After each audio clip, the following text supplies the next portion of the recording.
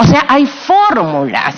Lo importante es la decisión de que estamos orientando nuestra política pública al logro de un resultado de igualdad para mujeres, pero también para hombres. No es solamente una decisión de las mujeres. ¿Qué queremos las mujeres? ¿Representar agenda de mujeres solamente? No. Habrá algunas mujeres y ojalá muchos hombres que representen las agendas de las mujeres. Cuando se hace una propuesta de paridad, lo que se está planteando es que hombres y mujeres tenemos igual derecho a representar a nuestra nación. El Estado peruano no se puede privar ni de los talentos de las mujeres ni de los talentos de los hombres. Hombres y mujeres podemos aportar a consolidar nuestro sistema democrático. Eso es lo que plantea, esa es la filosofía de una propuesta de paridad. Y por eso yo les decía que esta es una propuesta que se orienta a consolidar una democracia sustantiva. Para las preguntas que nos hacía el congresista Costa, ¿cómo se pone en práctica esto? Yo les decía, hay experiencia comparada. Hay que ver, en este caso que es ustedes han aprobado una serie de reformas que tienen que ver con democracia interna de los partidos, en fin, creo que eso podríamos entrar a trabajarlo en un grupo de trabajo y yo generosamente, sí, acepto generosamente cualquier tipo de convocatoria que me puedan hacer para poder compartir con ustedes cómo lo han hecho otros.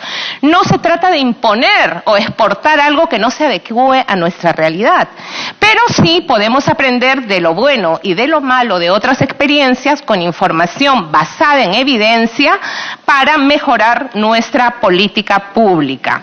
La mayor representatividad de mujeres o mayor presencia de mujeres, sí, eso está demostrado y hay evidencia que ustedes mismos la tienen aquí en el Congreso, sí favorece que se traten temas que históricamente han estado ausentes del debate público. Por ejemplo, hoy día se ha hablado de la violencia contra las mujeres y otros grupos vulnerables, la mejora de la ley 30364, que es un tema que realmente antes de 1994, en que había una subrepresentación femenina, nunca se había tratado. Temas como el acoso sexual, temas incluso del derecho alimentario, que es el derecho de todos nuestros niños y niñas. ¿Quién va a negar nuestro interés por defender a la familia? Yo soy profesora de Derecho a Familia, dicho sea de paso, y me parece fundamental la protección de todas las familias. Pero esos temas se han puesto en el debate cuando había más presencia de mujeres. Pero reitero, ojalá que también cada vez más los hombres pongan estos temas de agenda, que son agendas de toda la sociedad.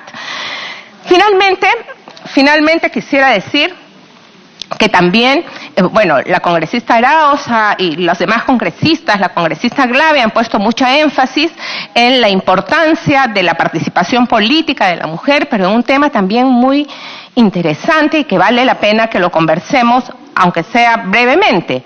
Y la señora Bácula ha levantado mucho este aspecto educativo con el que yo coincido. Yo creo que la educación es fundamental, pero una forma de educar a la sociedad también es presentar que sus más altas autoridades pueden ser mujeres u hombres, que tanto los ciudadanos como las ciudadanas tenemos la misma posibilidad de acceder a cualquier cargo público, que nuestros niños y nuestras niñas vean que pueden soñar con ser presidenta de la República, bombera o congresista del Perú.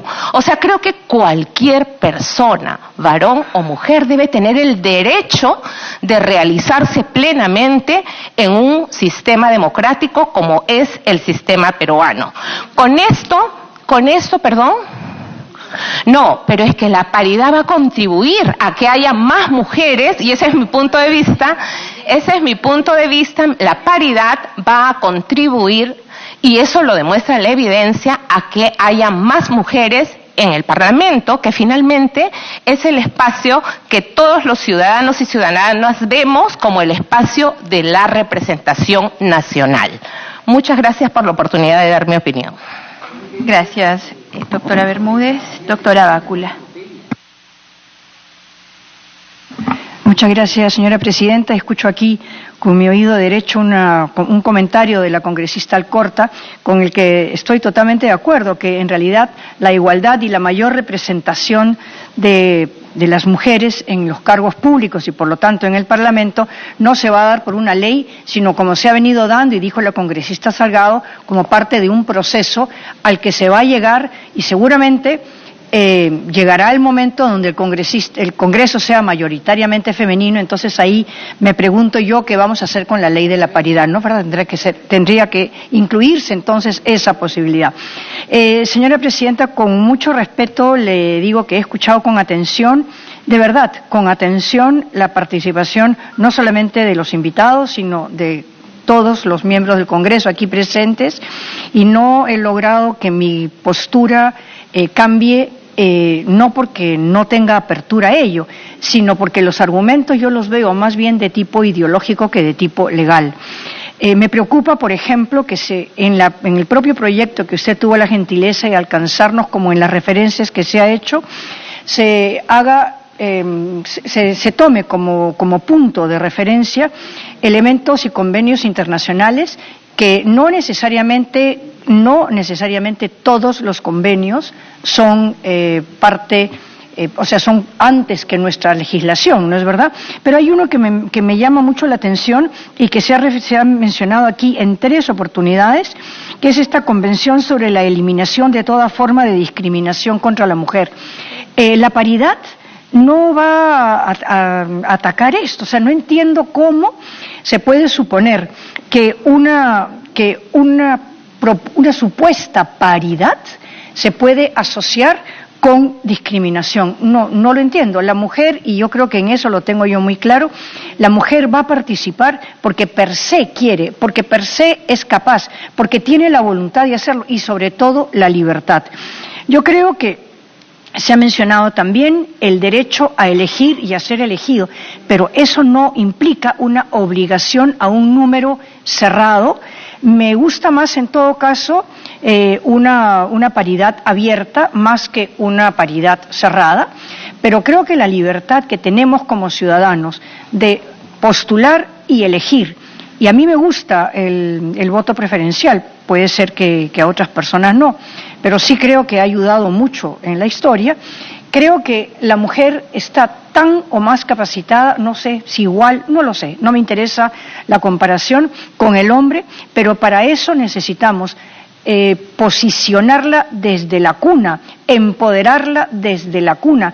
No se trata, y lo dije ya, que desde Lima se dé una norma que automáticamente implique que todas las mujeres van a estar en condiciones y en capacidad de asumir el reto de una participación pública.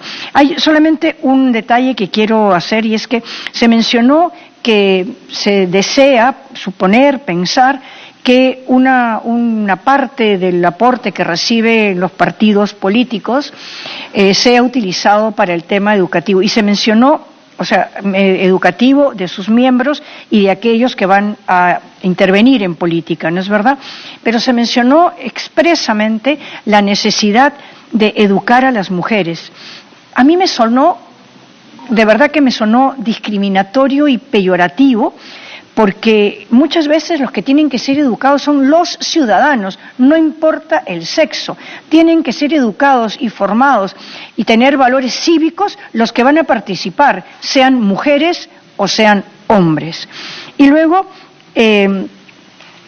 yo me quiero afirmar en que creo que la alternancia es inviable desde el punto de vista administrativo, desde el punto de vista de la aplicación, y que la paridad en ningún caso va a generar ahora el empoderamiento de la mujer. Y termino, señora Presidenta, dándole las gracias y recordando lo que ha comentado la congresista Salgado, que es que esto es un proceso que, si bien ella tuvo el privilegio de suscribir la ley de cuotas, es autora, ¿no? Bueno, ya, gracias por indicármelo. Es autora de esa ley. La participación masiva y contundente de la mujer es un proceso en la historia. No se va a incrementar ni tampoco va a disminuir por ley. Muchas gracias, señora Presidenta. Me siento muy honrada con su invitación.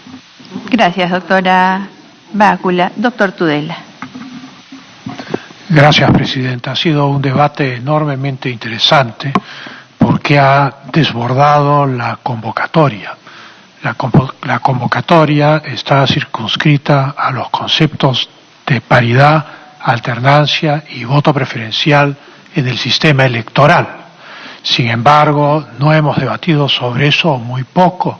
Hemos debatido sobre una visión omnicomprensiva de las injusticias, agravios o discriminación respecto a las mujeres. Sobre ese punto, yo quisiera decir que no solo las mujeres son objeto de estas injusticias y agravios en el Perú.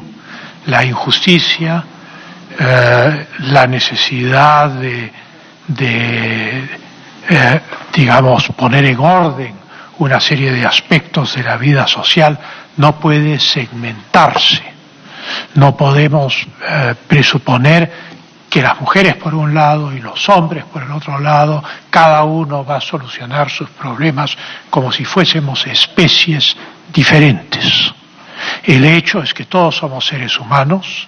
Los casos de feminicidio, de homicidio, de masculinicidio, de violación de niños, de hogares sin padres, de niños abandonados, de huérfanos, etcétera, afectan por igual a toda la población. ¿O es que esos niños que no tienen familia solo son de un género o del otro, o son de ambos géneros? De tal manera que el primer criterio que yo quisiera plantear, que es un criterio personal, que lo comparto con quienes quieran compartir, pero no es necesario, es que la injusticia y el sufrimiento humano no puede ser segmentado. Es una unidad. Los seres humanos somos una unidad. Cuando hablamos de participación equilibrada de ciudadanos, ciudadanas, acá la categoría de ciudadano es diferente de la de hombre y mujer. La de ciudadano es una categoría de una persona mayor de edad que goza los derechos de la Constitución y que ejerce el derecho de voto. Y por lo tanto es una condición única tanto para hombres como para mujeres. Naturalmente, las injusticias en el Perú han sido muy grandes. No solo en el Perú, en el mundo entero. Hemos evolucionado en 200 años de una sociedad tradicional estamental a una sociedad moderna, industrial y postindustrial. Y eso ha traído naturalmente una serie de cambios muy importantes. En el Perú, por ejemplo, nadie votó, excepto un reducidísimo número de personas, hasta 1896. Nadie, porque existía el voto censitario, que fue abolido por la coalición demócrata civilista, la llamada República Aristocrática por Jorge Basadre, en 1896, siendo Nicolás de Piero la presidenta de la República. Hasta ese momento, solo quien era propietario y pagaba impuestos era un ciudadano efectivo, porque podía votar. En el caso de la esclavitud, esta duró hasta 1854, en que, en términos efectivos, Ramón Castilla la abolió, no San Martín. San Martín dijo, bueno, los que nacen a partir de ahora, pero el grueso de los esclavos eran los que estaban. Entonces, el voto femenino no es un tema peruano tardío. Presentar una progresión histórica de un proceso general al mundo histórico occidental como un proceso netamente peruano es simplemente persuasivo, pero es igual para todos los sexos. En Francia, la mujer consigue el derecho al voto en 1944 porque el general de Gaulle se lo da. Nunca había votado la mujer en Francia, con Revolución Francesa, con Revolución de 1848, con Revolución de 1870, con las tres revoluciones más radicales de la historia del mundo. Recién en 1944 la mujer votó en Francia. De tal manera que los problemas son problemas de las épocas que vivimos, ¿no? Y decir que la política que se propone, que está centrada exclusivamente en un género y que pareciera un debate alrededor de un solo género, no es una política ideológica porque son derechos, es también inexacto, como lo sabe cualquier profesor de Derecho Constitucional o de Teoría del Estado. En España, Teoría del Estado se llama Derecho Político 1 y Derecho Constitucional se llama Derecho Político 2. Ustedes son políticos. Y como políticos, ¿qué es lo que hacen? El acto político por excelencia, dan leyes. Todas las leyes son políticas sin excepción. Y responden a una visión del mundo. El caso clarísimo para demostrar este punto son dos revoluciones. La Revolución Americana y la Revolución Francesa. ¿Son políticas o no son políticas? ¿Dan constituciones o no dan constituciones? De la soberanía del monarca, solo el monarca era soberano, se pasa con esas dos revoluciones a la soberanía del ciudadano. Y por primera vez el ciudadano adquiere derechos, inspirada, sobre todo la primera, la Revolución Americana, en los dos tratados del gobierno civil de John Locke. ¿Y cuál es la idea de que el ciudadano tenga derechos? Lo que ha expresado la doctora Juliana Calla. Esto es contener al Estado. Una constitución solo tiene dos aspectos orgánicos: la estructura del Estado y los derechos del ciudadano que la contienen para que no se metan con el ciudadano. A diferencia del rey, que podía hacer una carta privada y meter a alguien a la cárcel. Entonces, estas dos revoluciones integran al mundo histórico occidental y por consiguiente a América Latina a partir del siglo XIX en concepciones que son netamente políticas. La ley es política, es hecha por políticos. El presidente de la República es un político. Alegar que lo que estamos debatiendo acá no es político es increíble. Estamos hablando entonces ahí sí estamos hablando de religión congresistarse, de algún acto de magia teológico por el cual las leyes se producen sin la participación de los políticos, sin la participación del Ejecutivo y sin el debate que estamos teniendo ahora, que es esencialmente político. Entonces sí es un tema político. Cuando el congresista Olachea se refiere al artículo 2 de la Constitución, el fundamento respecto a lo que estamos hablando ahora es doble. En primer lugar, la limitación de los poderes del Estado respecto al individuo.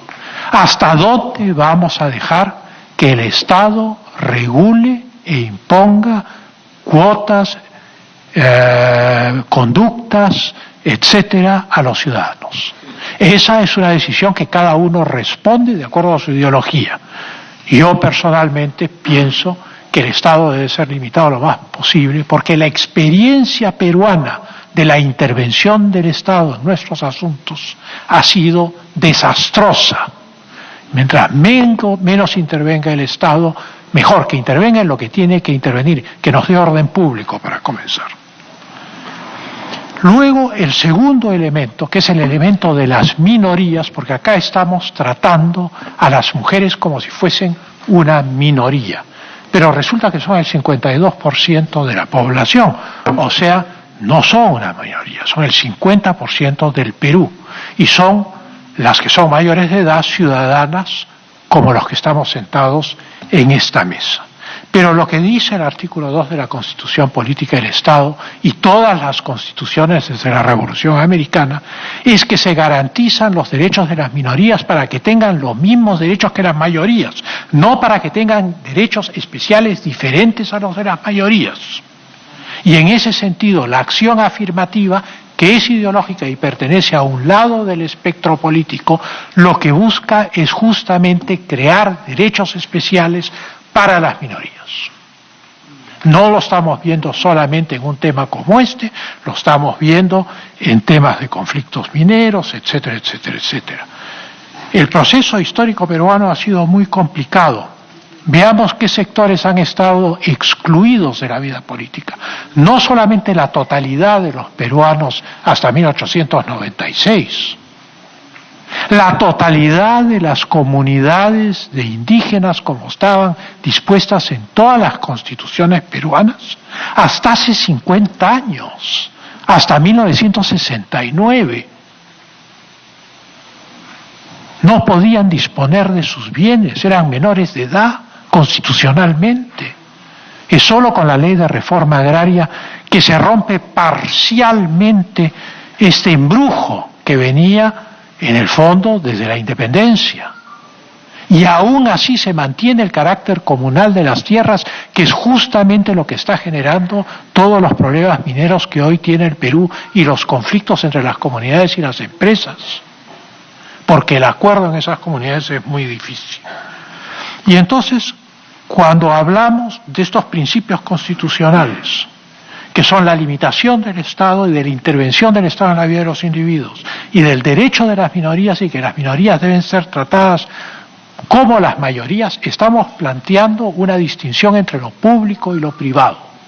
En mi opinión, la estructura de los partidos políticos en su etapa preparticipación en la elección general pertenece al ámbito privado, no pertenece al ámbito público.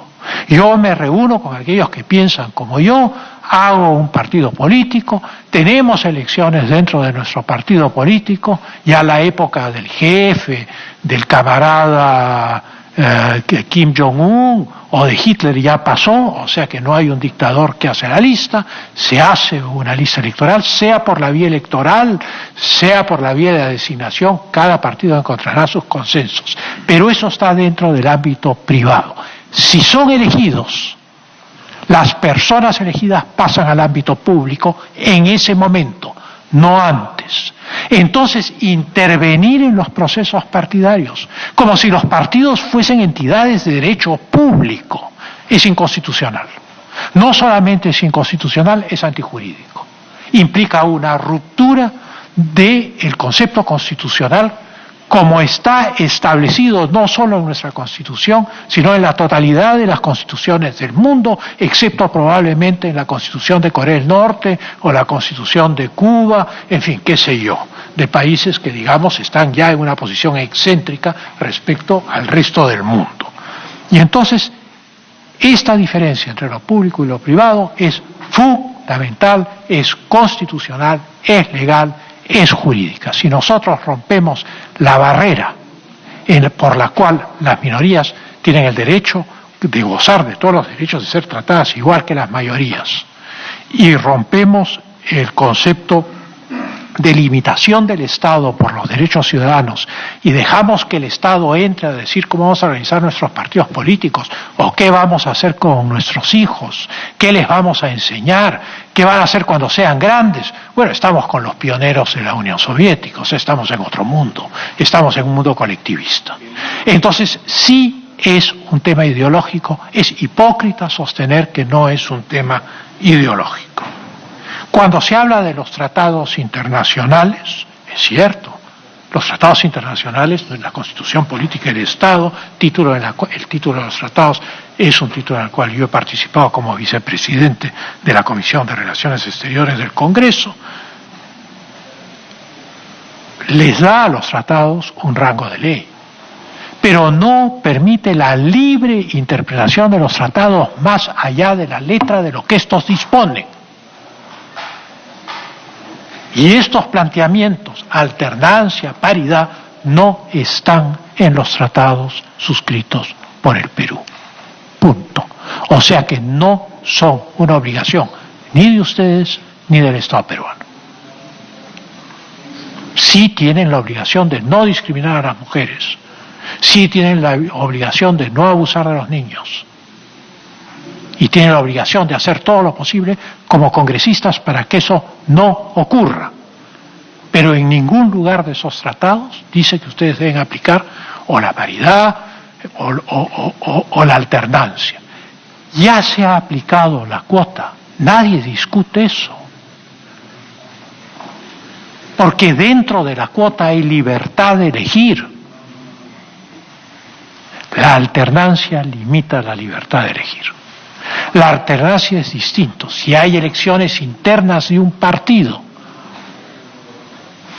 y ganan 10 personas y resulta que de esas personas los 5 primeros son hombres, tiene que desconocerse el resultado de la elección por la cual han conseguido esos lugares para intercalar gente que no tiene su votación, que ha obtenido menos votación para poder generar la alternancia. Y eso plantea un problema de justicia. Es una injusticia respecto a los que han competido lealmente en las elecciones partidarias.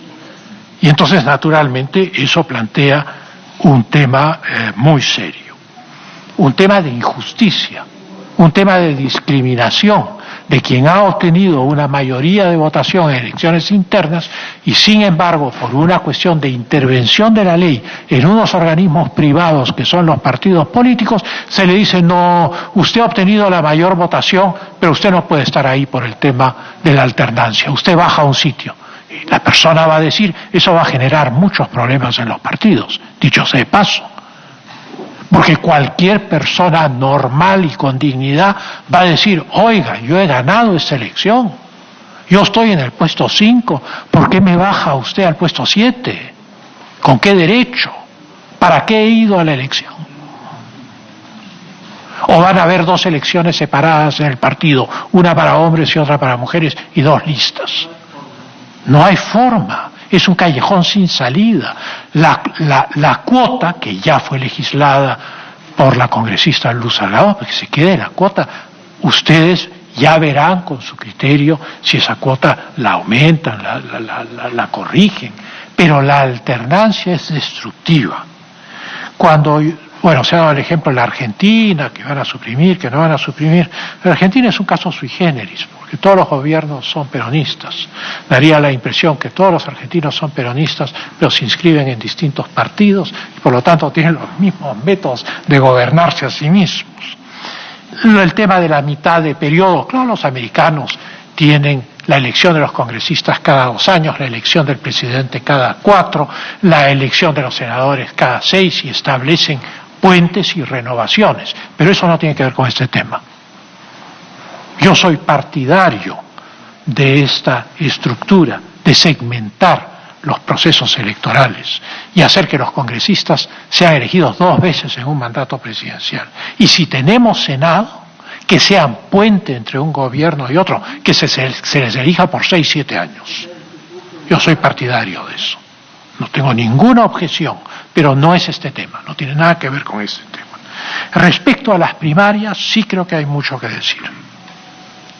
Las primarias deben ser abiertas, claro, para los miembros del partido, pero las primarias no pueden ser abiertas para toda la ciudadanía. ¿Cuál es el resultado de primarias abiertas a toda la ciudadanía? La destrucción de la política. Porque lo políticamente correcto, la masa, se va a imponer sobre aquella minoría que son las personas que han formado el partido y los va a ahogar. Y eso vale tanto para la izquierda como la derecha. Yo encantado voy a votar a la elección del Frente Amplio. Feliz, me avisan el día que tengan las primarias.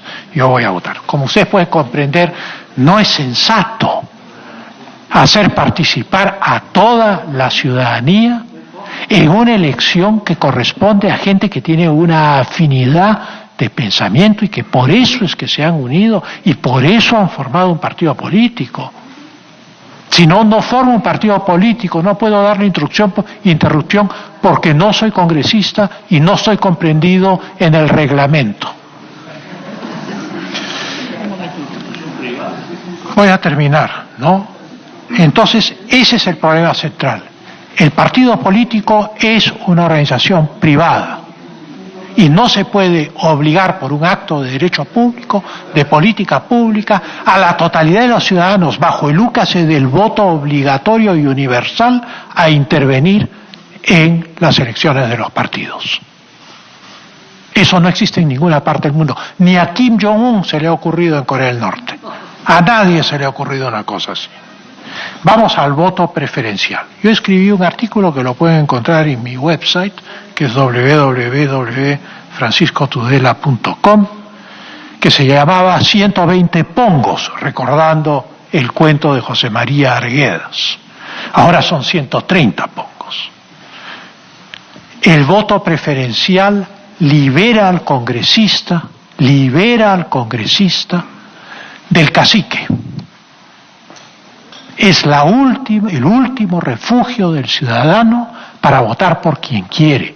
Yo no estoy opuesto al voto preferencial como ha pensado la congresista Alcorta. Sí estoy opuesto a abusos que he visto en el cual el voto preferencial ha permitido pues que baldes de dinero sean utilizados para hacer elegir a alguien que luego se sienta entre ustedes y resulta que no aporta nada en 5 años. Y claro que sucede. Pero el voto preferencial es el último refugio de la libertad del ciudadano de elegir a quien quiera. Y por lo tanto es importantísimo